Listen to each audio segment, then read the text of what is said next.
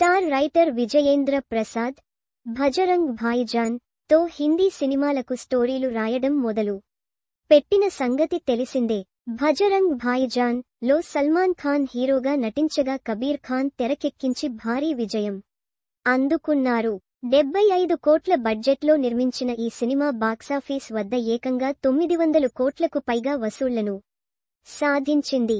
అలా బ్యాక్కొటేషన్ భజరంగ్ భాయిజాన్ బ్యాక్కొటేషన్ సల్మాన్ ఖాన్ కెరీర్లో ఓ mile stone చిత్రంగా నిలిచిపోయింది. ఆ తర్వాత బ్యాక్కొటేషన్ మణికర్ణిక బ్యాక్కొటేషన్ చిత్రానికి విజయేంద్ర ప్రసాద్ స్టోరీ అందించారు. ఈ సినిమా కూడా మంచి విజయం సాధించింది. అలా బాలీవుడ్లోనూ స్టార్ రైటర్గా విజయేంద్ర ప్రసాద్ సంచలనమయ్యారు. అయితే బ్యాక్కొటేషన్ భజరంగ్ భాయిజాన్ బ్యాక్కొటేషన్ తర్వాత సల్మాన్కి మళ్లీ ఆ రేంజ్ హిట్ పడలేదు. మధ్యలో చాలా సినిమాలు చేశాడు గానీ భాయిజాన్ రేంజ్లో కలిసి రాలేదు. ఇటీవలే మురగ్దాస్తో కలిసి చేసిన బ్యాక్కొటేషన్ సికిందర్ బ్యాక్కొటేషన్ కూడా కలిసి రాలేదు.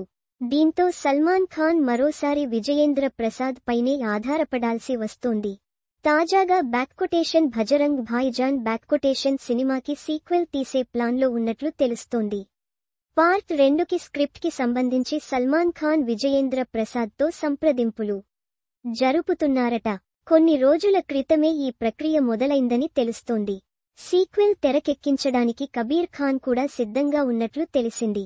సల్మాన్ ఖాన్కి బాలీవుడ్ రైటర్లు రాసిన కథలేవి కలిసి రాకపోవడంతోనే మరోసారి టాలీవుడ్ స్టార్ రైటర్ పై ఆధారపడుతున్నట్లు తెలుస్తోంది.